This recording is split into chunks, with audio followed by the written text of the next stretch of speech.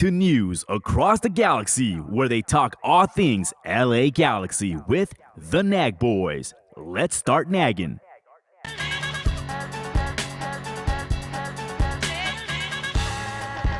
What a ball for Ricky Peach.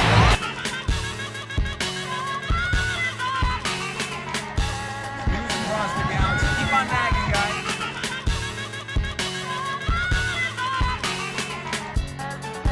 Your six-time MLS Cup champion, LA Galaxy.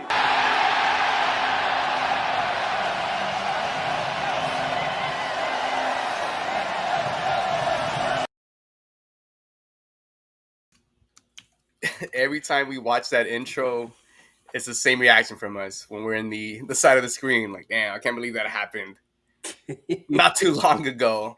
But you know what, though? Campeones, campeones, ole, ole, ole. Tercer lugar. Tercer Hell lugar. yeah, let's go, baby. There we go. Pop this shit. No, was it bite the metal, Yep. grab the girl and kiss her, Yep. pop the champagne and start screaming, flipping everybody the bird. Campeones. Welcome to News Across the Galaxy, where we talk all things LA Galaxy. I am one of your hosts tonight, Brian Lobos, and tonight my partner Eric Zuniga is joining me tonight. ¿Cómo está, señor? I feel cooked and tired. It's so hot out there today, man. Literally cooked. Yeah. Yeah, it's I'm not one of the ones that got to sit in B block during the whole match. Oh my god. I can only imagine. One of the things that I've noticed from like just videos is people just sitting straight out in the sun, and I seen a couple like messages like in LA Galaxy forums that there was people getting heat stroke and stuff like that. Really? So I mean, that's it's unfortunate because I know there's kids that go to the game and being in that heat is not optimal. But I mean, it came out with a positive result for the LA Galaxy. I mean, to be fair, let's talk about the attendance. I'm gonna bring it up again in a little bit. Okay, yes, go for it. Because I think it's like two things regarding Leagues Cup that I was gonna mention, but there are very few people at this match, and there was so much room to move around, and security really wasn't like pressing you like where are you sitting. Yeah. If you're in the area where it was hot, man, just walk up to the shade or go somewhere where it's shady. I know that the supporters, they're there, they're locked in, because that's where they sit, right? So credit to V Block, you guys killed it, man. But everyone else, I mean, I saw people that were in the sun, and then they were sitting, and then as soon as the sun crept over to them, they just like got up, moved into the nice little shaded areas. So, and there's a lot of water, so stay hydrated. And if you're ever in a situation again, just stay hydrated, keep out of the sun, and wear sunblock. Oh, and keep on nagging. Keep on nagging. Shout out to Chiasso, who's taking a sick ass nap right now. Chewy. But before we get all into the LA Galaxy talk of being the champions, of winning third place, let's go, baby. Let me give that little third place, baby. Let's go. Let's go. Anyway, we need more trompetas. All right. Yeah, there you go. Back in Concacaf Champions League, baby. Or Concacaf Champions Cup. Champions League, whatever. That tournament. Champions Cup, whatever. And if you guys see me a little loopy and a little sleepy, it's because I've been battling with a little bug. So I've been sick all morning. Dude. Yeah. So I'll give you a quick story about that. So everything started on Wednesday. I started feeling a little sickness. And, when you have a job, you just got to kind of power through it and get through your day. Felt it on Wednesday. Thursday, I worked the full day. Then I went to go play pretty intense matches. Sweated that out, supposedly. Woke up a little sicker on Friday. Went to go play that night to try to sweat it out, supposedly. I ended up waking up at 6 in the morning on Saturday to watch Everton. And I couldn't even watch the game because I was just feeling like shit. I couldn't even go to work. And then this morning, I thought to myself, hey, you know what? Maybe I'll be able to power through this one. It's been 3 days already. I should be able to get through this. Psych as fuck. I woke up. I hit up the team. Hey, I'm going to go play, whatever. As it got closer to the time, I wasn't feeling it. I couldn't I wasn't even comfortable enough to drive to the game. So that happened, and then of course the LA Galaxy game. I really wanted to go to my match, but today's match, but it just wasn't a possibility. So I ended up staying home, uh, being all bundled up. Well, not bundled up, but like sleeping in and enjoying the match at the house. So yeah, if you guys see me a little out of whack more than usual, it's because of that. So don't mind that. Mind your business. Just kidding. Anyway, before we talk LA Galaxy, let's talk about the actual Leafs Cup final. In a match where there was a lot of expectation because we know what Seattle has been as a franchise since they came to MLS. We know what Don Garber has done with Miami, which is nothing but glaze, and wants them to be in the forefront of this league. And it was one of those matchups that, all my homies hates Miami, right? Oh, It was one of those instances too when Seattle ended up going to the Concacaf Champions Cup, and I'm pretty sure 90% of MLS was rooting for Seattle to win that. It was another one of those. Edgar, did you see the highlights? Did you see some of the match? Take us through some of those feelings throughout that whole final. Oh, by the way, kudos to that fan base in Seattle. They never disappoint. Yeah. They never disappoint. Even when they're having a so-so year, they show up for their team, and they're always there screaming their lungs out. But take us through this match. Well, I only got to see it from I guess right before the half, towards the end, because I was driving back from the stadium after our match, obviously. But the energy in that stadium in Lumen Field is incredible. The fact that Seattle is undefeated when they're in a cup final, it goes to show just how much energy they get from their fans and how much they bring into that stadium. It's definitely their fortress. They've made it a fortress for them throughout their entire existence. And yeah, I know that right now the shiny new toy is Inter Miami, right? Because you have Messi and his pals, and having a match, in their stadium would have been nice. But how are you going to compare that, the Tinker Toy Stadium that they put up, to the massive Lumen Field where, yeah, it was built for the NFL, but I feel like it's really alive when you have a Sounders match because nothing compares to the roar of a goal. And anybody who's ever been there can attest. That stadium is pretty amazing. So kudos to the Sounders fans. They brought it. And I'm sure a whole bunch of the people were there that were also wearing pink kits. But you expect that already, right? There's a lot of people that wear those kits. Like, I was at the Galaxy game and there was a bunch of people showing up there wearing Messi kits. And I'm like, why? He's not here. uh, but no, what a great atmosphere.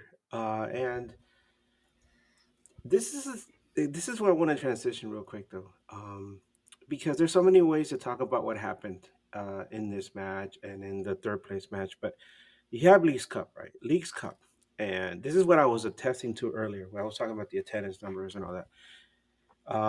You have Leagues Cup, which MLS is trying to ram down our throats, like Vince McMahon was trying to ram down Roman Reigns down our throats for years, right?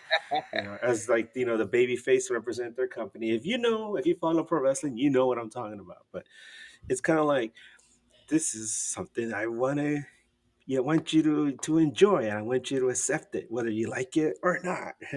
And things have to be organic, right? People will accept things or another, and people are smart. People say, oh, in this age of social media, where everything is force fed, people will follow like sheep. But no, in the end, people still have their own voice, and they're going to have a thing to say about what they accept or not as genuine, right? Because people still want something that feels genuine and authentic. So that's where you get that term where something is organic. You have organic support. Now, um, it's sad to me that you go to this tournament, which has gone changes every single year. They're changing and tinkering, experimenting with it, which tells me that they really didn't think it out. It's more of a concept, and they're just messing with it every year until something sticks. So that's kind of messed up, which is why I love the Open Cup. The Open Cup is already there. Yeah. It's been there for 100 years. Stick with the Open Cup, man. Screw this tournament. But it was a trophy to be won. Seattle won their trophy. Good for them. But then as soon as the final whistle ends, chaos, obviously. Yeah. And we're going to talk more in depth about it. But meanwhile, though, I'm not meanwhile, sorry. Earlier in the day, you had LA Galaxy versus Orlando City. And what on the surface seems like a meaningless match because you're playing for third place in this Leagues Cup tournament, which a lot of people really don't care about. But then those that know that the winner gets an automatic berth into the Champions Cup. So there's something at stake. Yeah. But it didn't matter. Sunday match in the middle of the At day at 2 on a p.m. at 2 p.m. on a hot day, right? The attendance, Josh, Corner Galaxy announced, said the announced attendance was 12,129. I don't 100%, I believe that. believe it. That's cap. That is cap. I mean, that's like counting tickets, I guess, but it felt a lot less than that because, the atmosphere there it was one of the most sparsely attended Galaxy matches I've ever been to at the Dig. Yeah. But And before we get into more of the Galaxy stuff, I do want to talk a little bit about the match of Seattle versus Miami, and it's a very interesting coaching strategy by Brian Schmetzer, who to me has been nothing but an elite coach in MLS ever since he took over Seattle. he gets it, dude. 100%, and I think we will touch this topic more when it comes to the LA Galaxy, but when it comes to Schmetzer, this game was basically all Miami in possession. All Miami in possession, but the team that had the execution was Seattle. They picked their spots. They were able to execute the plan that Schmetzer put for this specific rival and executed to perfection. And it's something that I loved watching it because it was counter football, right? When you know your opponent, you have to attack their weaknesses. They didn't have most of the possession. Miami had all the possession all match. Yet, the final score was 3-0. As opposed to, like, the Galaxy. We are a possession-based team, but where has that led us this season? Very little. Yeah, and so there's certain ideologies when it comes to the aspect of football that maybe Vanny doesn't get. And I've been saying that I wasn't going to talk shit about Vanny, but maybe I am going to talk shit about Vanny this time around. Because it's really been it opened my eyes to seeing what the LA Galaxy could be if we had a coach that gets it like Brian Schmetzer. Is that something that you could agree to? Absolutely. And it's something that somebody brought up in the match versus Seattle. I remember I was in a conversation with somebody, and what I heard was, "Hey, look at Seattle, right? They've had so many injuries to key players, and yeah, they have a very deep roster. But the one thing that Schmetzer is able to do is that he's able to make modifications and adjust and be very flexible. And it goes back. I keep bringing this up because it's something that stuck to me when our buddy Bob Ventimiglia from the Designated Pundits was talking about Vanny and how he remembers him when he was at TFC and watching him now in the struggles.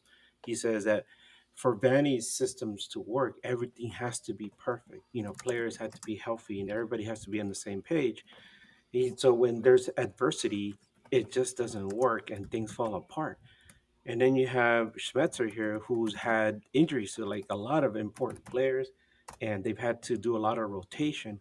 And no matter what happens, Seattle remains competitive and they're solid and they remain a threat. And it's something that's to be admired.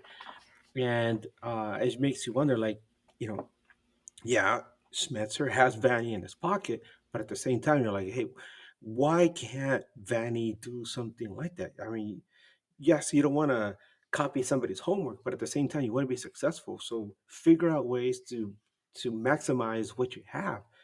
Um, and I guess we saw kind of that in the match against Colorado, but at that point, it's just like throw the kids out there and see what happens, and they just happen to win.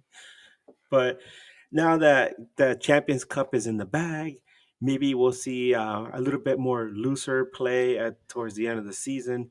Because the only other match that matters down the line is Campeones Cup, and that's more than anything an exhibition match. But either way, an opportunity to kind of test where you are heading into next season. We know the most important piece that was missing this season was Enrique Puig, which is something that you just touched on, that everything has to go right for Vanny. Everything has gone right for Brian Schmetzer at all this season, right? He has hit most of his important players on the injury list, and yet he's able to compete, stay in a playoff position in MLS, and beat MLS's darling handsomely, without possession, picking their spots, being there at the right time. Everybody on the pitch that Schmetzer put on the pitch knew the assignment and they executed to perfection. Now let me ask you this: why hasn't Vanny been able to do what Schmetzer has done with Seattle? Do you think it's the infrastructure that the LA Galaxy hasn't been implementing with the academy, or is it that just Schmetzer is that much better at being a coach in MLS I think it all versus Vanny? comes down to like the system, the whole system. And we heard something about that mentioned during this match against Miami. And obviously, look at the tifo that Seattle puts up, right? You know, they alluded. I want to paraphrase, but it says something like, success is, is built, not bought, right, or something like that. I'm sorry if I mishandled that, but the Sounds point very is Galaxy-like. that Miami went out and with David Beckham's influence went out and got this amazing team, which looks solid on paper. I mean, 10, 5, 10, 15 years ago, this team would have destroyed everybody, obviously, elite level, right? But at their age, they're still very good. They're a strong team. But then you look at Seattle, and Seattle, um, you look at what Smetzer has done with the teams, not just Seattle, but Tacoma Defiance and some of their teams in their academy. They all play the same system. They all understand what it is to play on their Smetzer's teams. So that way, those guys learn it early on through the academy when they play with Tacoma Defiance, and then they come up to play for Seattle Sounders. They all understand what their role is, what they need to do, so that when they're plugged into a certain situation, it becomes seamless. And maybe it doesn't hit 100% every single time, but at least these guys understand what their role is. So that's why Seattle looks like such a finely oiled machine. They're so good because everybody understands their role and nobody's out there trying to be like a glory hunter. Whereas Miami, you have all these individual guys that obviously have incredible resumes and they're very talented, World Cup but championship but players on that everybody team. has but everybody has a different ego, right? Yeah. And it's hard to bring all these egos together. Where a lot of people look at Mascherano and they're like, he's not really a coach, right? He's just there as kind of like to be there to make sure Messi's happy with his teammates. So of course you're going to see a big difference. And I think that's the one thing that's keeping Miami from like really hitting the heights that people expected. Because when they play against a team that's systematically solid and deep as Seattle, they're going to lose every time. Well, I forgot to remind you this, but MLS is an elite fucking league. Not even Messi could win titles here, baby. Just letting you know. On a serious note,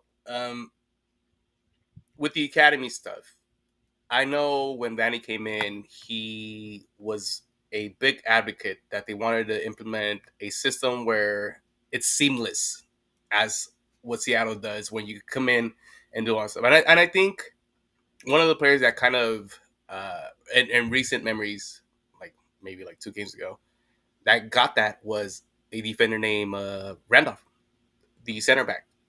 He came in the last match, and I think he looked nice. And there's players like Harbor Miller. There's players like Tucker Lepley, Winder, who have played down there, who have a certain skill that could help this team.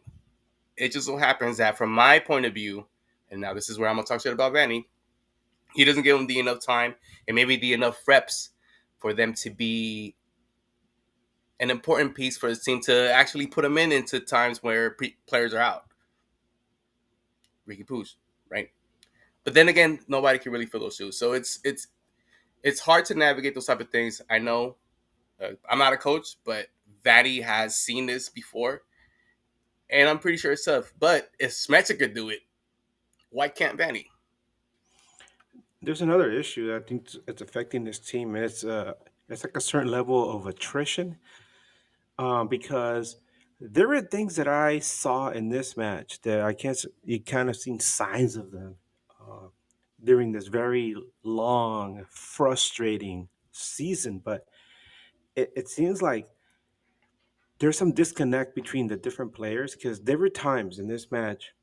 There's when I remember Garces got hurt and he was lying there, and Fagundes was like, "Hey, come on get on the field so we could stop the play." But Garces got mad at him and like shoot him with like, "Yeah, leave me alone." And it's like, okay, you guys are on the same team, chill out, dude. Um, and then we didn't see him again later on. But then also you have issues. I remember there was one point where Joseph Paintsil took a hard foul and he went down. Nobody was checking on him, and I'm thinking, man, if that was one of my teammates, I'd go over there. And if I was near him, like, hey, buddy, are you okay? Let me help you up. Let me check on you. Yeah. And then later on in the game, Peck took a really hard foul. I think he crashed with that with the Orlando player, and he got thrown. The foul was against the Galaxy, but I remember like Peck got thrown. Nobody came over to check on Peck. In fact, the only ones that came over to see if he was all right were the Orlando players, and they're like patting him on the back and they like helped him up. So I'm thinking like, okay, what's going on? Is you guys being really nonchalant about your teammates getting hurt, or is it that you guys are having issues, internal issues that maybe we don't see in photos from the locker room? Because anytime we ever see a photo in the dressing room, it's the players celebrating that they won, but obviously those arguments that are had never make it you know past those doors. So it makes me wonder, like, are there some like issues there, underlying issues that have been exacerbated by this long frustrating season, and then you see them sometimes bubble up in the middle of a game. And of course this is not going to help. The fact that Pinto holds onto the ball for so long and never really passes to Royce, that stuff is strange to me. The fact that these guys just have all these issues.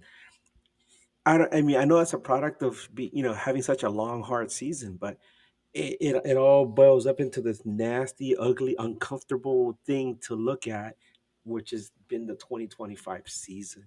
Yeah. When it comes to locker room stuff, like me personally, I've never played professionally. Oh, really? The biggest step I ever took was college ball, right? And Yeah. but just the camaraderie that you have in the locker room, you never want to leak that out, right?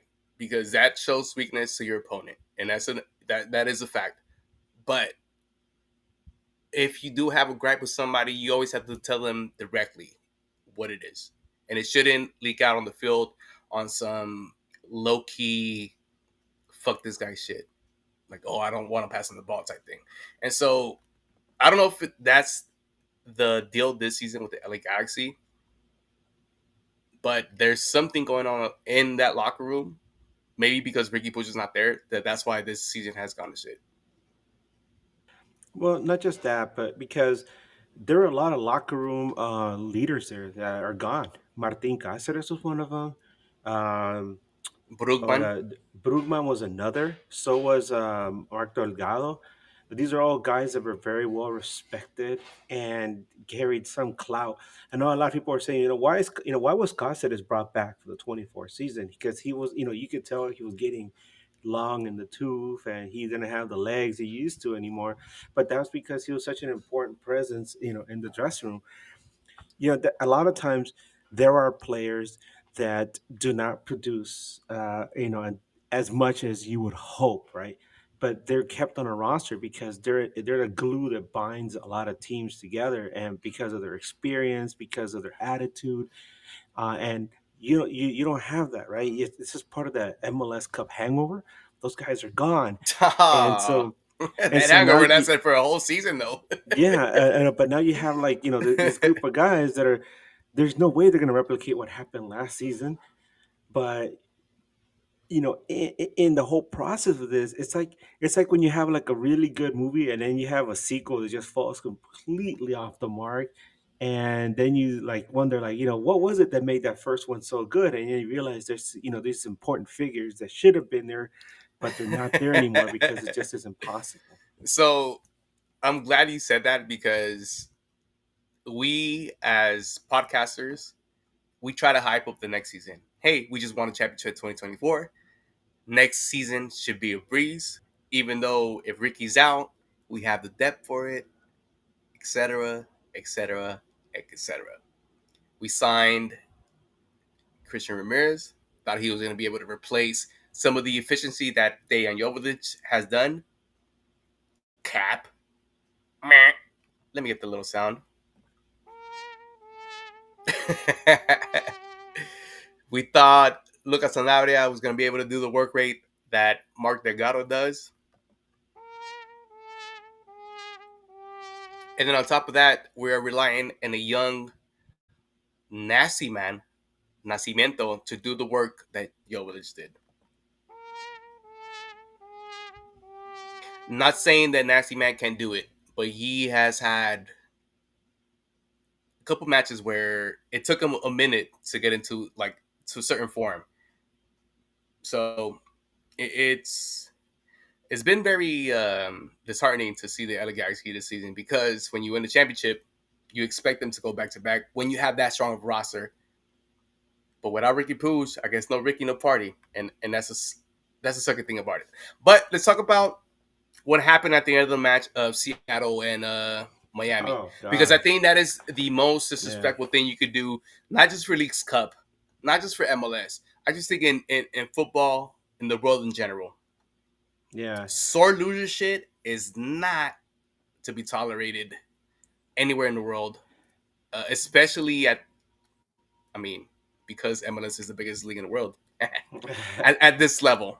Take us through that scuffle, which was disgusting display of professionalism. Because if this was Sunday League, bro, somebody's getting stabbed, somebody's getting knocked out, somebody's tires are getting stabbed, somebody's jaw is not working tomorrow when they speak to their customers. And take us through that, Edgar. No, this is what I was trying to say earlier, where I said, MLS tries to present us with this Leagues Cup, right? And then at the very end of this Leagues Cup, you have a third place match that was barely attended by anybody, right? I mean, if you were there as a Galaxy fan, you're a diehard. I mean, like I know Brian said he was sick, right? But I mean, if you were there, you're a diehard, man. Kudos to you, right? But then you have the sparsely attended match, and then you have the big final with Messi and Suarez and Seattle and the Sounders fans, and what a great spectacle! And then Seattle wins at the end, and immediately, as the final whistle blows, Suarez and Busquets go after Obed Vargas, player from Seattle, and Busquets seems to put like it looked like a not even a hard punch, but he kind of like swung at him a little bit and made a little bit of contact with Vargas. Vargas goes down in a heap. Suarez gets in there. The Seattle fans are swinging. I mean, it's just ugly. People are grabbing people in headlocks. It just gets out of control. It's a scuffle. It's a brawl at the end of the match. As Galaxy fans, we're familiar with how physical Seattle plays. That's just their style. They're very physical. They make you feel uncomfortable, in your own half. They make it really hard for you to try to move the ball up the field. That's just the way they play. And the fact that Ricky Puig is out for this whole season is a result of that play. If a referee doesn't corral that, then you get to see that. Well, I guess the Miami players, were upset with that. And instead of doing something about it during the match, they decided to do it after, like you said, Sunday league stuff, right? So they're having this ugly scuffle. And, but the horrible thing, the one that's really disgusting, and this is a Seattle fan hit me up and he told me who it was. There is a Seattle Sounders security staffer who apparently is loved by everybody in within the Seattle Sounders, um, organization. His name is Gene Ramirez, and he's trying to break things up. Suarez has issue with him, goes over to him, yells at him, stomps on his foot, and then spits in his face. That is that's just vile and disgusting and such a high level of disrespect. As an adult, uh, I mean, what the hell is he? Is he like 4, 5? Even Nah. even even my kid doesn't spit on people. He knows better than that. Um, though I think the last time we heard about an MLS player doing that was Ache Ache, and he's no longer here. Uh, our buddy Danny, who covers Inter Miami for the Battered Herons, he was, he shared a few comments about it. He said, um, that he disappointed with Suarez, and he hopes that the league kicks him out. I was like, oh my god! And this is a Miami guy talking about it. Um, 100%. I mean, what a horrible way to end League's Cup. And one match, you had one that barely anybody showed up. And in the other one, that was supposed to be like the big spectacle, ends in a freaking brawl that mars everything. Um, this is very disrespectful to to Seattle, because they won their trophy, and to the Sounders fans that are there, to have a good time. And then, of course, obviously, to Gene Ramirez, who is going to have to live with this, right? That a grown man spit on him. Like, what the hell? And Um, I think also in that, when that moment happened, you would think that Seattle players would have seen something like that. If they would have seen it in real time, I think Suarez would have got punched in the face and stomped out by the rest of the players, because you don't do that shit to your fucking coach. Number two, yeah, Suarez is a 40-year-old man, and you're gonna spit in another man's face, a 72-year-old man, by the way. thinking it's okay to do that. This man could be your father, and you're doing that to somebody's father. Let me give him another one. I know he likes to. I know he likes to make his best Mike Tyson impression by biting people, but spitting on people is probably even worse. Yeah, no, absolutely. And like I said, it took all the luster. Well, I mean, if you're a Sounders fan, in the end, you're happy you get to celebrate your championship at home. But it took, I know, for the sponsors, for Miami, definitely it took some of the luster off that team, where you try to present this this this amazing team of all these amazing stars, and then you got a scumbag, in there. And then, of course, a lot of the other players also got involved in this brawl, and they're throwing punches, beating people in chokes. Come on, man. Come on. Yeah, that's some What a bunch sore of loser sore shit. losers, Sore man. loser shit, dude. And this is the thing, though. Take your L, man. I think from here on out, there's gonna be even more hate stock on Miami, especially once they get into the playoffs. Let's say they make it to the finals, and I say for some miraculous reason Seattle gets back in there, which I think they have a hard chance to get in there. I do have Vancouver over them at this moment, but let's say Miami and Seattle get back in it.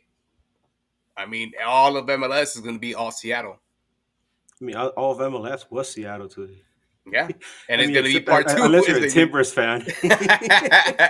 It's so funny because I seen I was watching the Spanish commentary on that, and then for the after the post match previews, Gio Savarese, a legendary Portland coach, gave a lot of props to Seattle and what Brian Spencer has done, because Brian Spencer has done it to him, and so it's, yeah, man. You know what? Fuck Seattle, bro.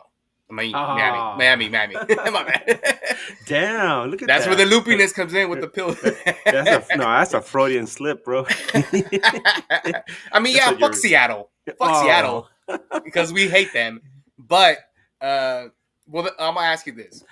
Yeah, man. I know the LA Galaxy has been the traditional standard of MLS. I think in the last decade, and we've had this conversation here on News Across the Galaxy, Is Seattle the new standard of MLS? I don't know about standard of MLS. I think they're definitely a symbol of longevity. It's something to be admired, and maybe even um, it's worthy, definitely, of observation. Like, wow, how these guys And remain. recognition. Yeah, recognition. I mean, how do they remain so competitive for so long? I think they've only ever missed the playoffs once. That's incredible. I know, like LA Galaxy fans, especially in the early years, we used to be proud of the fact that LA Galaxy made the playoffs the first 10 years of their existence, right? And then they hit some hard times, but my goodness, Seattle, what an example of how to remain competitive for so long, and they do it in such a fantastic way. We saw so many things about them already, but then you have other examples of how to build teams, and like I said, there's Miami, right, where you go out and you buy your team. A lot of people will point to LA Galaxy as having done that as well, but as we saw when they brought in Beckham, you can go out and buy all these expensive players, all these shiny players, but it doesn't matter unless you have a good system there already in place, because the Beckham experiment did not work right away. Remember, he was here for like 4 seasons until finally things started to really click. Um, so that's another way to build a team. Yeah, LA Galaxy, I mean, has the most championships. They have so many trophies, obviously over over the existence of the team. But as far as like longevity, I would give it to Seattle. They've just been such a great team for so long. And now a lot of people point to LAFC, but they're still pretty young. Um, there's so many other good teams out there, but yeah, definitely you got to give Seattle their flowers. And then it's interesting to see that the complete opposite of them is Miami and how they build their team. And so it makes you wonder which team will have more success in the long run. Yeah, and I'm gonna cap this final off with saying that what Miami has been doing in these recent times is the same thing that the LA Galaxy was doing for a long time, which is buying the top players and getting these championships. And this new MLS, what is it now, 4.0, maybe? It's not like that no more. Other teams are going to be very competitive. We've seen a great trajectory with Vancouver, who now added a player like Thomas Mueller to get them over the hump. We've seen Seattle do it for a bunch of years. We're even seeing new teams like San Diego do it. St. Louis had a good run. They weren't able to win a championship, but they were able to do it with quote unquote less talent, but great DPs. Atlanta. So you don't need to have the best players in the world.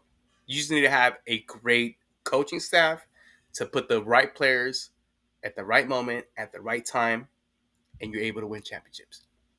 Because if it was about buying players, the LA Galaxy would have been 26-time champions or 27, whatever the league is I at mean, now. we've been to MLS Cup 10 times. That's like a third of the time the MLS has been around. MLS has been around for 30 years, and Galaxy's been in 10 MLS Cups.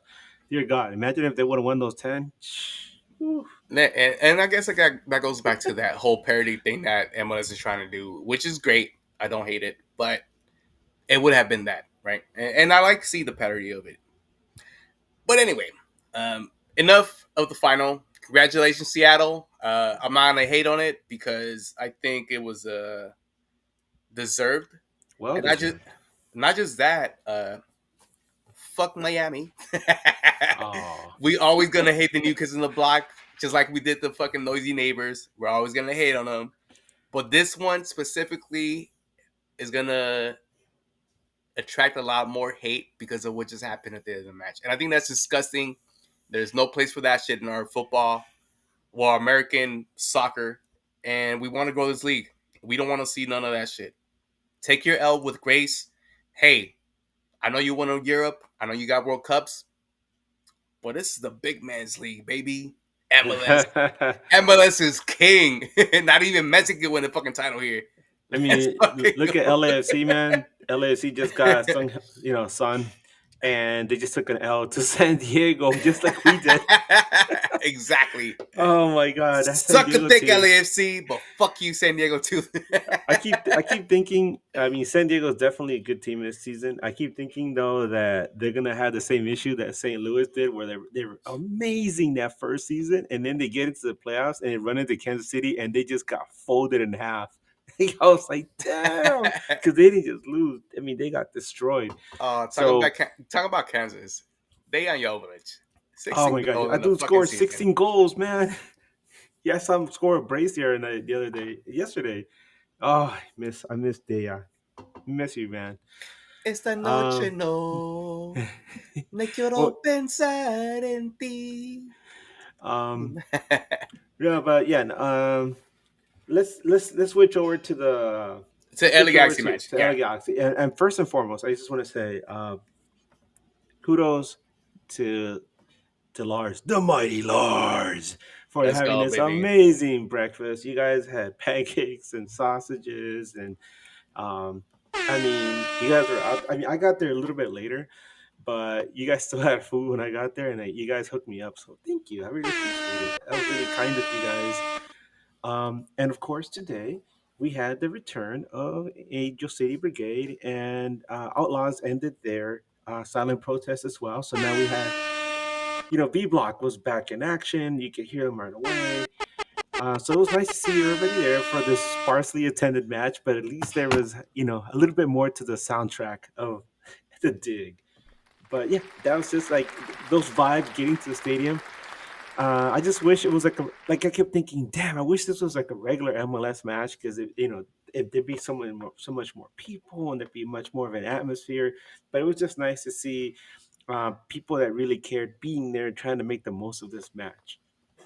Yeah, 100%. So let me get you guys through well, can I ask you, Edgar, the atmosphere before the match? Is there something you could tell me about how people came into the match? I mean, Because how people felt about it. for one, um, we've been very loud about us not giving a fuck about a Leagues Cup. But since we're shit, might as well go for this one. You were there today. Mm-hmm. What were the people saying? Everybody was pretty much echoing the same stuff I've been saying, which is the same thing we talked about. I'm sorry, you guys, maybe you didn't see it, but I was on the Battered MLS Fans podcast like about a week ago or so, and Shout it out to was them. me. Yeah, Danny from the Battered Herons invited me and another fella who's from the Seattle Scuttlebutt podcast, and we were discussing that semifinal between Galaxy and Seattle, and both me and the Seattle guy agreed we really don't care about this trophy or this tournament. I mean, it's something to be won, right? So if you can win it, go ahead and win it. But the thing that matters more is the spot in the Champions Cup. That was like the end. That was the one big prize that we really cared about. And so, as I got to the match today, um, obviously it's a third place match, right? So it's like, all right, whatever. But the one thing everybody was talking about is like, hey, it's a chance to go for the Champions Cup. So it's something that's worth chasing. But at the same time, a lot of Galaxy fans that I spoke to weren't very optimistic about what they thought the result was going to be. You talk to people, and people were like, "Oh, we're going to lose. There's no way Galaxy's going to win this match. We're going to lose, but you're still here, right?" Like, yeah, I'm still here supporting the team. If they win, that'd be great, but we don't expect them to win. So that was the thought going into this match. So when things unfolded the way they did, everybody was pleasantly surprised. I mean, especially because a lot of stuff happened out of nowhere. Yeah, 100%. And the thing is, well, let's get through the lineup. Give me a moment. So for tonight's match, well, early today, Adgo, Mikovic, of course, he had to start. Your center back pairings, Mayo Yoshida and Garces. Out left, John the Rock Nelson. Out right, Miki Yamane. Your two center defensive mids was Elijah Winder, Edwin Cerrillo, and your cam, quote unquote, was Diego Fagundes. That's what it's telling me on FootMob. Wait, did you call him Elijah Wanker? Winder. Not Wanger. What the? I heard you say Wanker. I'm sorry. Remember how I told you those spells are going to kick in? I'm a little loopy. My bad. No, you're probably right, though. I'm just messing with you, dude. I heard Wanker. I don't know. I've been listening to a lot of Doctor Who. Joseph, Wanker. and I think Joseph Painter was actually the forward, but they have it as Marco Royce being the forward, which he probably was He was the number 10, I guess. Diego Fagundes was on the right, on the left side. Gary Peck on the right side, and then Joseph Painter up top. Was there any surprises in this lineup? No, I was just obviously disappointed that Nascimento wasn't there, even on the bench. But I heard before the match that they try to give him the test to see, they try to test to see if he could, be physically able to play. And unfortunately, he wasn't. And, I mean, when you're talking about lower leg injuries, lower body injuries, right? You have certain injuries that like you take a knock to your leg like a Charlie horse, or you take a like you sprain your calf. These are things that you stretch them out. You do a little bit of therapy, and you can be back on the field within like a week or two. But then there's stuff like your hamstring or a groin pull, and those are really tricky and can persist for years if you're not careful. So I can understand why they were so cautious with him, because obviously he's going to be important towards the end of the season, because you want to see what this kid can do and you want to build up his confidence as Galaxy heads towards the end of the season. Yeah, it was sad to see him there. But what was I gonna say? Yeah, he wasn't there, but I also had heard that Garces was not going to be available for this match. But that's then when I looked at the lineup, yeah, that's what I thought too. Yeah, and he was there. It's not just on the bench; he was starting. So that was interesting. Yeah, 100%. I think one of the players that I wanted to see was Winder. I think the match that he had before this League's Cup, he had a great game. And also, Greg Vanny praised him. Praised him as one of the better center defensive mids that he had in that match. And so he rewarded him with a start and let him know that he is trusted. Did you see a good game from Winder this match? Yes and no. I feel like he's gaining more confidence. And it's important to see that because obviously he was a player that was highly lauded when he came over from Louisville City and USL. So I had some high hopes for him, but for some reason or other, I felt like Greg Vanny didn't think he was ready for this next level in MLS. But seeing him in there, you could see that he's getting more comfortable playing in the system with his teammates. There are some stretches where he did make some mistakes, especially in the middle of the match, and in a situation which almost cost Galaxy a goal. I'm sorry, almost led to an Orlando goal. That's what I meant to say. But I feel like he's a player to look forward to, especially in 2026. So it was nice to see him in there. I like to see his development, and I hope to see more of him as the season ends.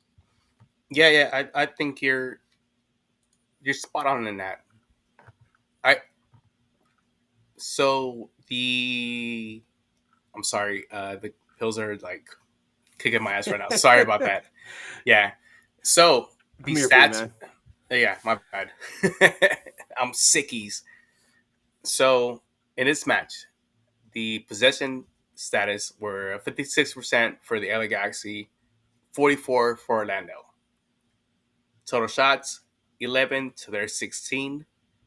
On target, 4 to our 5. We were able to put 2 of those behind the net. And the bigger chances was created from the LA Galaxy. Where do you think that came from? Because you're talking about these are stats for the entire match? For the entire match. Because the first half, we seen the LA Galaxy be pretty, not dominant, but they had a style of football where they were able to create more chances to create a goal than they did in the second half. Because I think the second half was mostly Orlando.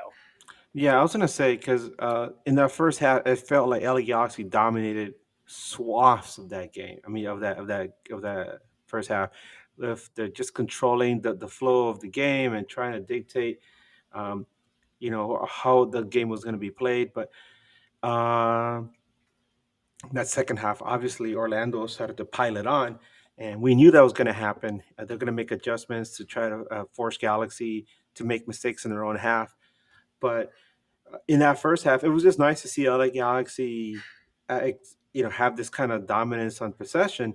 You just, I wish they would have done a lot more of it, but it's just this team is so disjointed, and there's so many different lineups, and obviously, it's weird. Even though he scored a goal, Painter, I feel like is not. He's obviously not a center forward or a striker or even a false nine, so it's kind of difficult to figure out who's going to be scoring these goals. At this point of the season, it's just I guess trying to see what sticks, right? But the fact that they took that lead makes it's a big deal. I will say this though, that first goal we talk about it. That first goal by Galaxy, that was really nice. Yeah, Great buildup. Cerrillo gets the ball, passes to Miki Yamane, who looks up, picks out Peck. Peck makes a nice run. He dribbles past the defender. How often have we seen him do this season? Not that and much. passes with his right. Yes, He he passed it with passes his the right. ball, and Royce keeps it simple, which Yeah, I think Paintsel should do more. Just keeps it simple, taps the ball into the back of the net. A lot of times, I remember one of my coaches used to always say, "Don't try to slam the ball into the net. Just remember, Edgar, you're passing the ball into the net." Sometimes it's a little bit harder, but all you're trying to do is pass the ball. Don't try to kill it every time. Just pass the ball I'm into the not. net, and that's what Royce did. Um, so that was the Galaxy goal. In the 32nd minute, Orlando hit the post, and everybody's like, "Oh my god!" Right? And then Oh, you mean 50th all minute, 5 fans that were in the stadium? yeah, you could hear them. Oh, 50th five minute, fans. I mean, Sorry, these are things that not yet. stuck to me. In the I'm 50th sorry, but minute, I'm talking shit. But like, it looked pretty empty. My bad. no, go ahead. No, 50th minute, Orlando hit the post again, and this is what I was talking about earlier. Nikovic has the ball right. He clears it to Winder, who obviously has a man on him, and he's pressed, and he immediately gives the ball away to Orlando, who moves the ball around, gets it to the top of the 18, and they take a shot and hit the post, and everybody's like, "Oh dear God!" Right? Fortunately, the rebound went right back to Mitrovic this time, and they were able to clear it correctly. But all that good luck uh, didn't last in the second half. Like we were saying, Orlando started to really pile on the pressure. In the 60th minute, they flooded the 18. The ball was moving around. Galaxy defense is lost as always. Martin Ojeda from Orlando gets on the end of a volley. It fires a shot across the goal Beautifully done, mouth. though. To be honest, Oh my beautifully done. God, Beautifully that was done. a fantastic goal. Yeah, that was nice. Uh, can't hit on that, man. It was a nice goal. All of a sudden, Orlando's back in it. You're like, ooh, where have we seen this entire season? Brian, my question to you is: at this Yes, point, did you think to yourself, "Uh-oh, here we go again"? 100%. So when I seen that goal come in, I really thought, "Yo, we about to get smashed right now." For one, our defensive backs haven't been really reliable this season, and they haven't been reliable last season when they were champions. We have a center back deficiency. And then on top of that, the fact that this team has just been nothing but disappointing this season because of one player that hasn't been able to be on the pitch has been. And then you go against Cardinal like that. At that moment when it was 1-1, I was like, here we go. We're gonna lose. But then again, we seen some magic from a certain player. Bro, let's be honest. That came out of nowhere. I know. Because No, it didn't, because that was a banger. no, but I mean, it came out of nowhere. I mean, you go back, and even in the stadium, everybody's just like, "All right." Orlando gets the ball. They're going to clear it up the field. Oh, they turn it over, and immediately the pass goes to Pinto, who, credit to him, he took the shot. How many times have we seen him get the ball and just kind of keep dribbling and dribbling and I dribbling? mean, we seen Gabriel Peck trying to do the same thing, Yeah. right? Where he gets No, the far post. But yeah, no. Peck tried that twice in this match, where he does that thing where he goes cuts to it his to his right, left, and then he cuts to his left, and he as it fires hits to the the top far big. Yeah. post, and it goes out of bounds, right? No, but in this one, Pizzo gets the ball and doesn't even really think about it much. He just looks up, picks a spot, boom, goal. Nice goal, very nice goal. Everybody's surprised, like, oh my god, what? Where did this come from? Even in the broadcast, I went back and saw the highlights later on, and they were like, "You're like something out of nothing." That's what it felt like. But it was a moment that meant a lot to this team, because it came at a time where the match could have gone either way, and it seemed like Orlando was closer to scoring the go-ahead goal than LA Galaxy. So when it did come in, it was a very refreshing surprise and meant to be celebrated. Galaxy fans suddenly felt like that sliver of hope that was getting away was suddenly back. Um, Nice shot. I do want to say this: when Pinto scored that goal, the 12K, dude, it sounded like a full stadium. Yeah, It sounded like a full stadium. You have the LA Galaxy, who just won the 2024 championship. Seeing how shit this season has been, you score that goal to get back to the Concacaf Champions Cup. That is a weight lifted off your shoulders as a fan, because you want to get back into this certain tournament that makes you get that prestige as the biggest club in MLS. That goal was spectacular because of the status that it puts us in. Back in the Champions Cup, where Ricky Puig is going to be able to play that whole thing, because we're going to have a healthy squad next season. I am sorry for stumbling on my words. I am sick. It's okay. I got you, man. Yeah, sorry. Here, let me continue, because Yeah, there was still some drama to be had as that match progressed. Because in the Of course. 82nd minute, it seemed like Gallese, who's the goalkeeper for had a great for save. Orlando. It seemed Had like a he great made, save. from where I was sitting in the lower section at this point of the match, and it seemed from our angle that dude had made two amazing saves back to back. And when I went back and saw the highlight, I was like, oh, the first shot that Pinto took actually hit the upper 90, like the post, right? Boom, off the post. The ball carried out to Miki.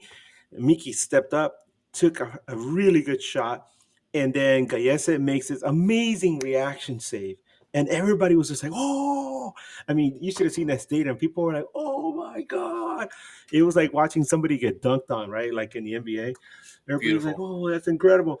And then I get a message from our buddy Mike, who covers Orlando. And he's all like, if we had goal line technology, that would have been a goal. And I was like, really? So when I got home, I looked at the replay and I'm like slowed it down, and I'm like looking at it especially from the goal camera, and I'm like, yeah, that was a goal. And it didn't go to VAR, and which is weird, right? Because that's what VAR is for, to check to see if a goal counted or not. Did not go to VAR. I guess they felt there wasn't enough evidence there to merit, looking at it. But at that point, Galaxy could have been up 3-1, and it just meant that towards the end of the game, things were going to be interesting.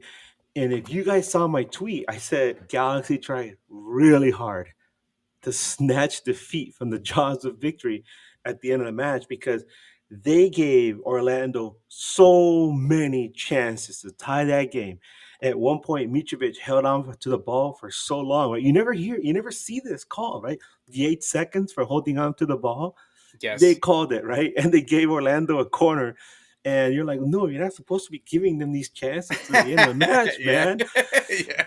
there was so many opportunities the Galaxy could have iced this game. Miguel Barry runs down the field. My God, take your shot, Don't fool. you Take your fucking dare shot. talk about my goal like that, Pass bro. the ball to somebody. No. Oh my God.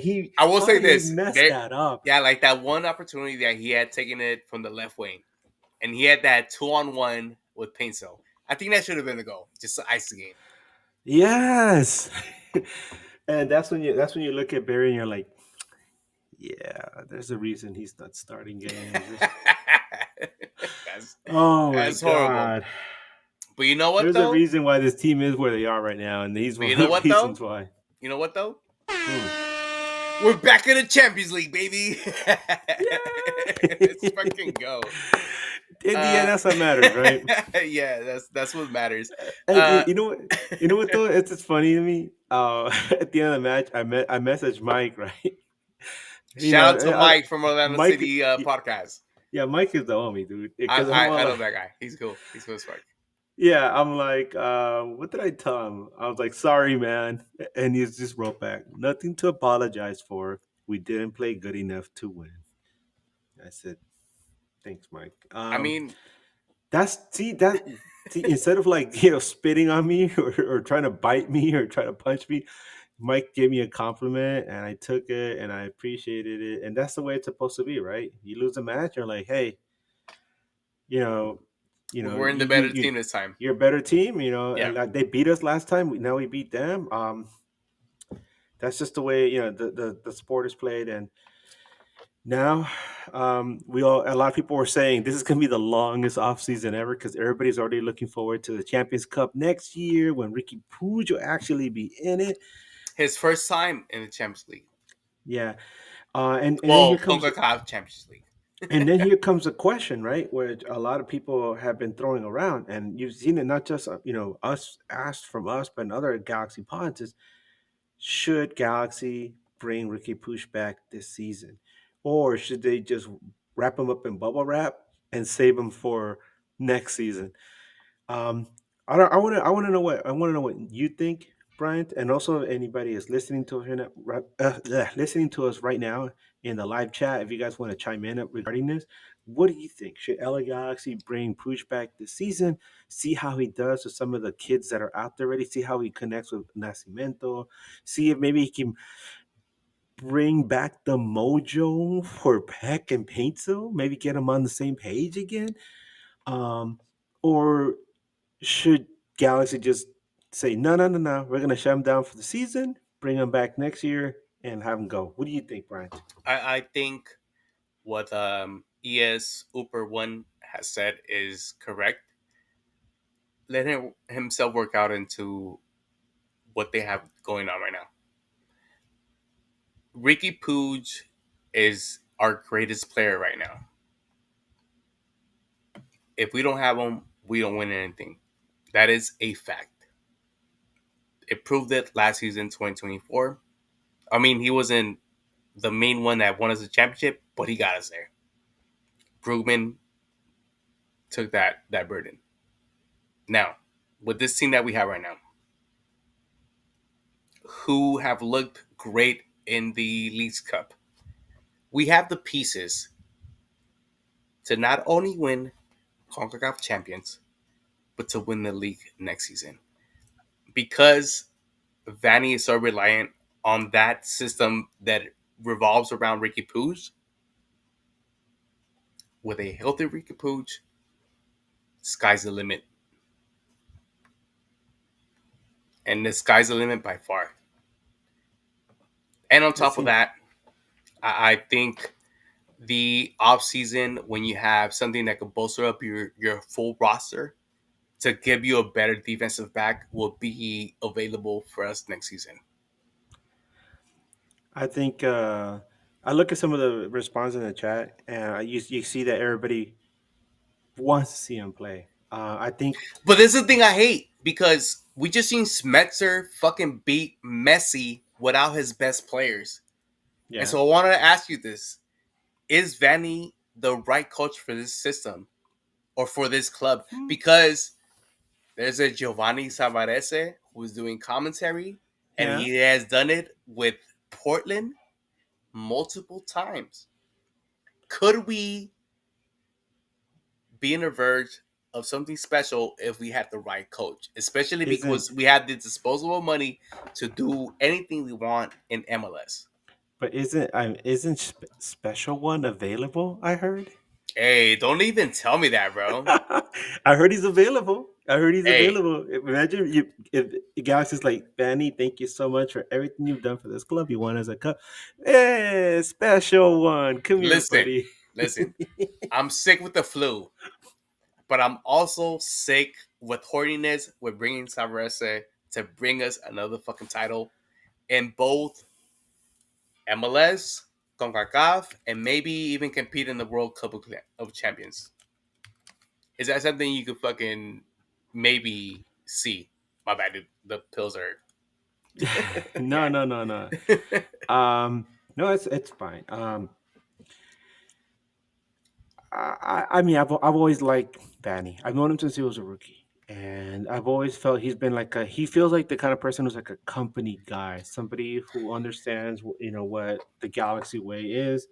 But I feel like at this point, it's especially because we've seen him for so many years.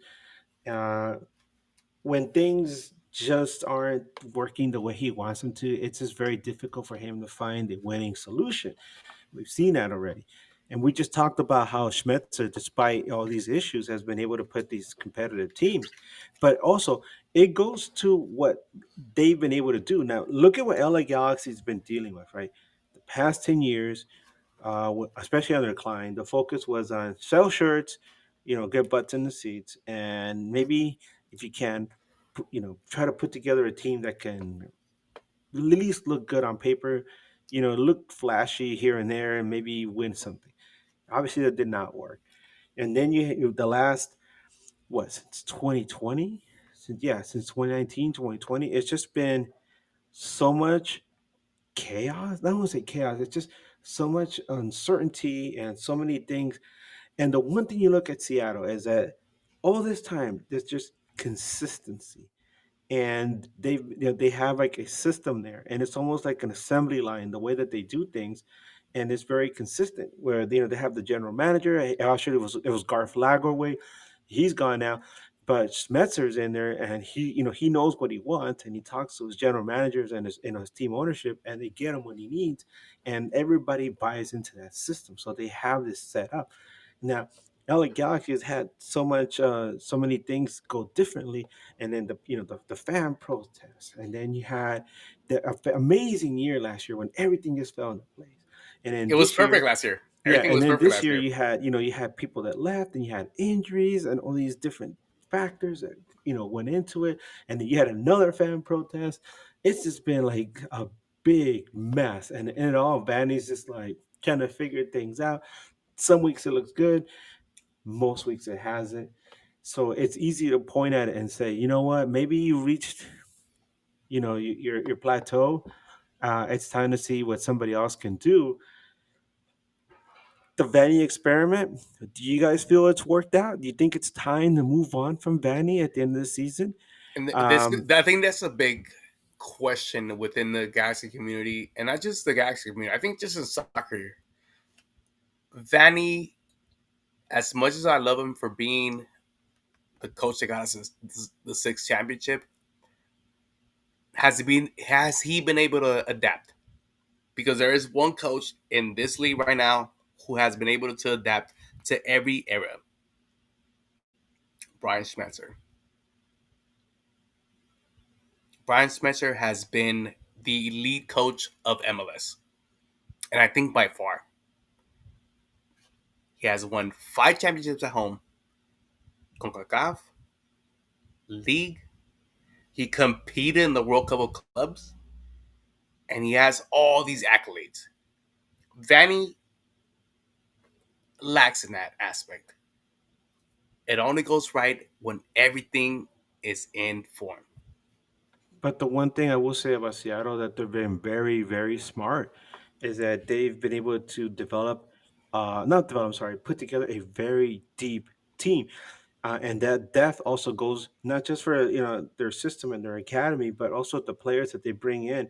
they're not going out there and breaking the bank on who they're bringing in. They're bringing in guys that they know will work into the system, and you can see that because the results speak for themselves. Some of them don't work out right away. Like we were talking to to some Sounders fans. They're saying that De La Vega wasn't an A instant hit. beast, bro. A No, beast. but he says like it took him a while though. It took him like a year and a half to finally find his footing in the league. But now you see him, and that guy is amazing. He's one of the reasons that they're such a successful team. Uh, we want to look at LA Galaxy. We want to say, hey, these guys are important. Not just now because you know they could be part of something special towards the end of the season as they prepare for 2026, but something that will last a lot longer in the following seasons. But then you also wonder, is Vanny the guy to lead the team this way? I mean, these guys into the next step and the next future because um, things like I said, things have to be working out right. Perfect for Vanity to be successful. And that's the thing that it gives me. It doesn't give me hope because Brian Schmetzer had everything go wrong this season. You had your best players be on the bench, and you just beat Messi without your best players.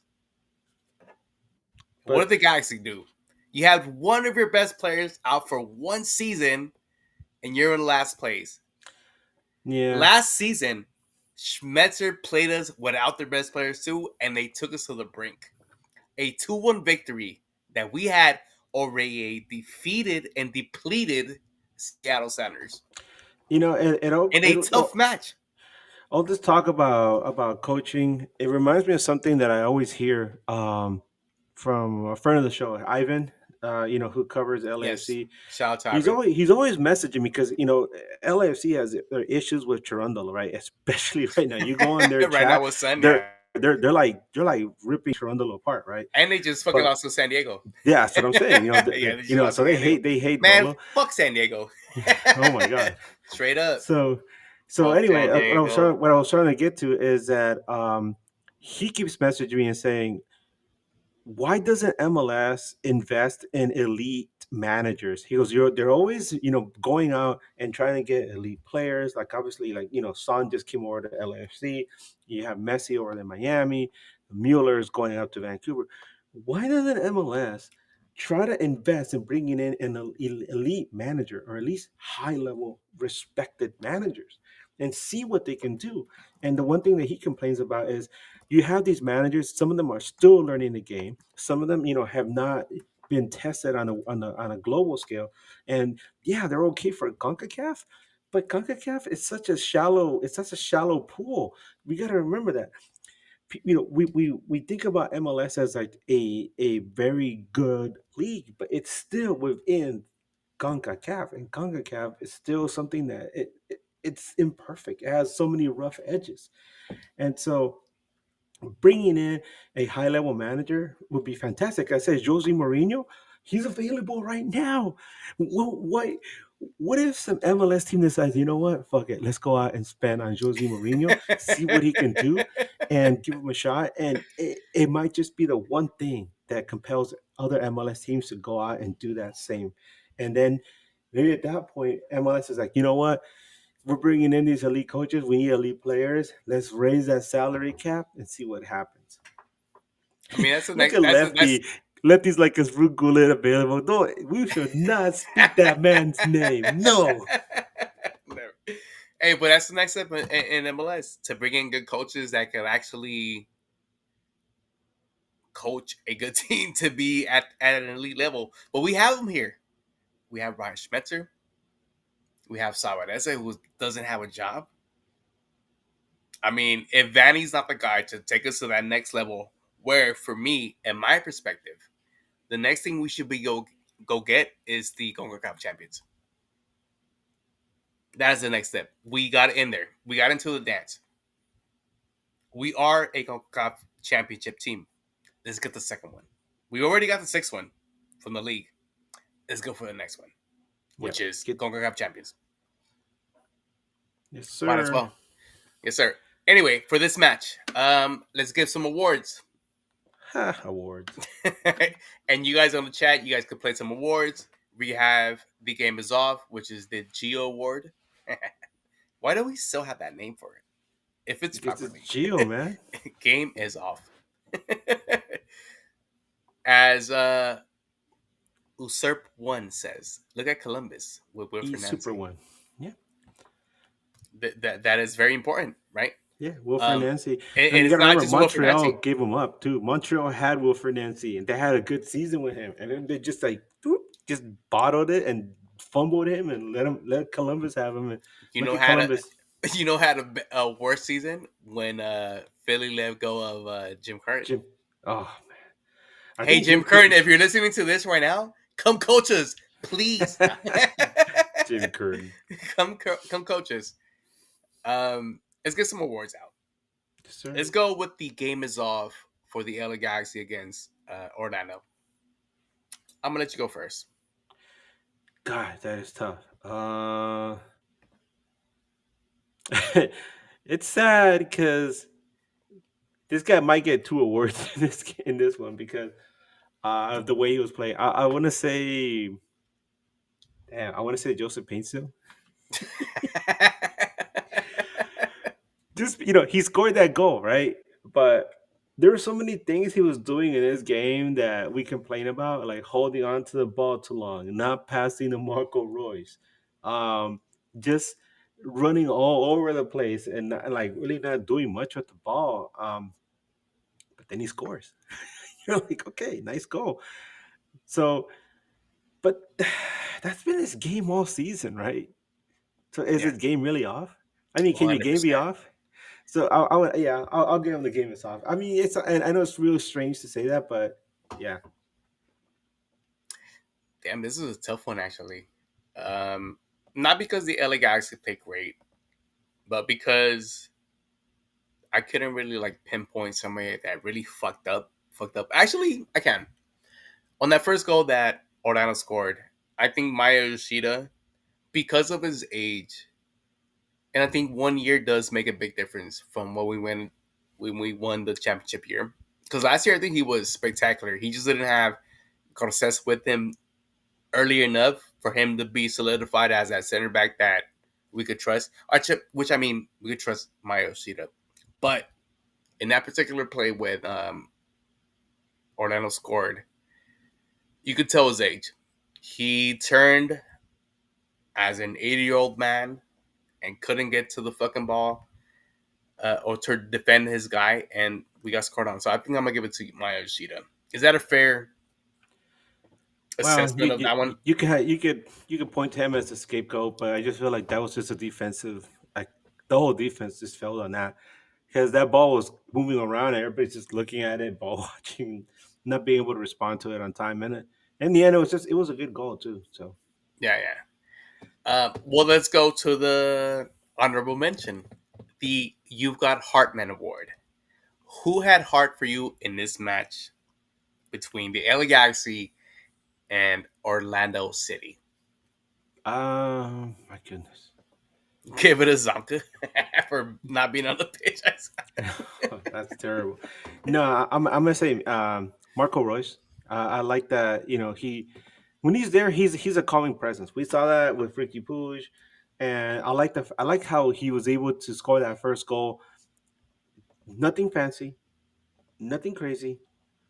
It was great build up. Obviously, like I said, Cerrillo to Yamanen to Peck. Peck did all the hard work, but in the end, somebody had to tap it in. And one of the things that we see LA Galaxy have so much difficulty this year is converting those opportunities. They work so hard to get into the final third, into the 18, and then they can't figure out what to do. So many times in this game, they look like they would get to the 18, and then they just would have no real imagination. They didn't know what to do, how to finish the ball. But in this opportunity that they took, nice pass from Peck, and Royce, what he has to do, buries the goal, gives Galaxy the lead 1-0. And all of a sudden, we're like, yeah, something good can happen today. I think for me, I'm going to give it to Elijah Winder. I liked how he did the last match before this match, which Vanny gave him a lot of praise about his work rate. And I think in this match, he was more than solid, which is something that I talked about earlier about the academy players being able to get that opportunity and being able to show what they could do for this team. Not for this season, but what you could do for them next season. If you're a reliable player to just step in when either Cerrillo or Lucas Sanabria is out, or when Fagundes is out, or when Royce is out, he could just slot in there and be a solid MLS player. And he's shown that these last 2 matches that he's been able to play. So I'm going to give it to Elijah Winder for the... What is it? My bad. My bad. The You Got Heartman award. You got my... Dude. It's okay, buddy. Hang in there. We're so almost sorry. there. Yeah. The finish line is coming up. All right. I'm sorry. I am sick. And I just took some... Yeah, okay. It's okay. We got you. We got you. And now for the most prestigious. The most prestigious. Hold on. Let me get that little music going on. I thought you were gonna give me some like Ricky Pooge magical healing. I mean, we could. I mean, you need some of that right now. I do. I am so sorry. I am battling a flu that's been kicking my ass the whole weekend. And I am sorry. I probably look drowsy as fuck because of the fucking pills that I took. Not like illegal pills. No, a lot of people are in the chatter. No, a lot of people are in the chat are mentioning, and we would be remiss if we didn't mention him too. Chris Rindolph, yeah, he did a great job subbing in for Garces. Garces, he did all right, but my God, his attitude, you could tell he just was upset there at the end. It looked like he was gonna leave the match at one point. That's when he like swung at Fagundes like, get away from me, right? Because then he left the field. And I was thinking to myself, oh, he's done, man. He's done for the game. But no, he came back in. I guess, the magic spray does his magic again, right? But he did not come back later on. Rindolph came in. And Rindolph, what do we always say? When you don't have to mention a defender, you did your job. Yeah, you did your job. So Rindolph is somebody to also keep in mind, that he did his job. It's somebody to look forward to also for the future. And I think that's a good positive moment that we have with like Rindolph, Elijah Winder, even Tagovailoa, that you could rely on these players to come off the bench and give you something to be positive. Minutes. Yeah, and I think I'm gonna say it early. The LA Galaxy next season is gonna be able to compete for the league, Champions Cup, and maybe win both of them. Oh man, that is my bold prediction. That works, man. Because these pills are just fucking knocking me out. Hell yeah, I am so sorry, guys. Is it the kind of pills where you could like look into the future? Dude, I am really on that drowsy moment. I'm sorry, guys. It's okay. You're entering the fourth dimension at this point. I am so sorry. All right. So like now the most prestigious award. Do it again. The NAGn Standing Player of the Match. Let's get these fucking sounds going. All right, Edgar. I'm gonna let you go first. Oh man, it has to be Peck. I'm sorry, not Peck. It has to be Peso. And it's funny because I said the game is off, but then he scores a game-winning goal, which it came out of nowhere. But I could also say, man, I also Mitrovic. He made some good saves, but in the end, you gotta score goals. So I'm gonna give it to Joseph Painter, which is funny because, like I said, game is off. He did some of the things that we don't like, but then again, he scores a game-winning goal, so he gets 2 awards. That'll be like LA Galaxy, right? You get that spot in the Concacaf Champions Cup, and you also get the wooden spoon, man. Yeah. I think I'm gonna give it to Marco Royce. I know I've shitted on him multiple times, but the fact that this old man is still fucking trying to keep this team afloat, he mentioned it earlier, of being an important cup for the LA Galaxy. Because we are having such a bad season, he has been able to step up to that moment. And the first goal that he scored today, he celebrated like it was a championship. Because it is. 3rd place we won, baby. You know what I mean? Like, we get to go back to the Champions League Cup, get to compete in that because big clubs do that. And if you want to compete in that, you have to be able to fucking have a good squad and win it. And he believes in the fucking team. So Marco Reus gets the, for me, the next standing player of the match. He's been good. Hey, we need to cut it off because I'm on that sleeping mode already. Sorry, guys. It's good. It's okay. Mimi's time. Yeah, it is. Anyway, Edgar, do we have a midweek show for this upcoming weekend? Or for I am already planning it. It's gonna be. It's funny because we had one with him already, and the game never happened. And that was with our buddy from who covered the Houston Dynamo. Remember, we had a really good show with him too. We had his little cartoon character saying, "Hey, who got the pupusas? What's the nagatamal? Yeah. Who the fuck are the Nag boys?" It was cool. It was cool. We're gonna have him again. Colin Toro, who covers Houston Dynamo for Keeping Tabs podcast. Look for that to be this Wednesday. I will announce it once we have it solid. So look forward to that. I really do feel that's going to be the only chance LA Galaxy will have to win an away match this season. Because then they go to Seattle. They're going to win that one. Oh hell no, bro! We're gonna get. And then they gotta play in Dallas in the middle of the day. Is that going to be a win? Negative. No. So this is it. This is Galaxy's last chance, I think, to have a legitimate shot at winning a match on the road. Otherwise, it'll be the first time in Galaxy history that LA Galaxy goes about winning a match on the road the entire season, which is incredible.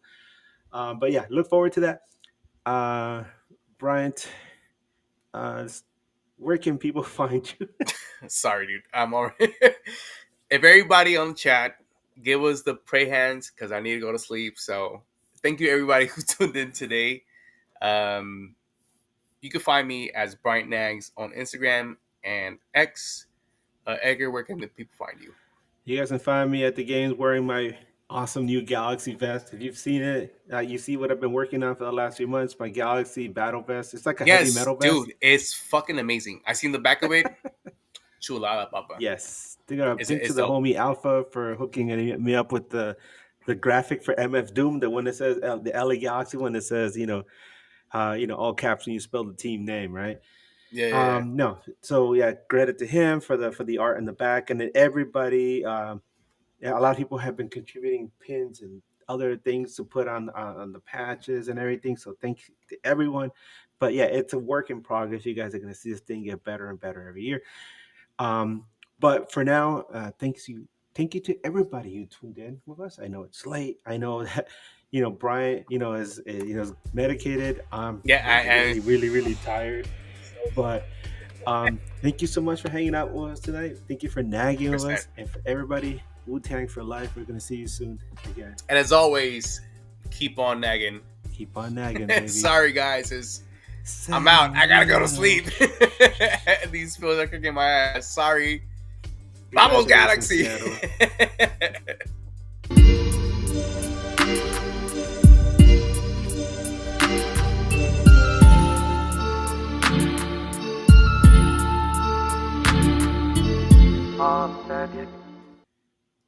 I mean, kind of. You didn't even do the whole outro. You're like, I'm tired. Because I can't, dude. It's already giving me the drowsiness. Sorry, guys. All right, man. Hey, keep on nagging, everybody. Sorry about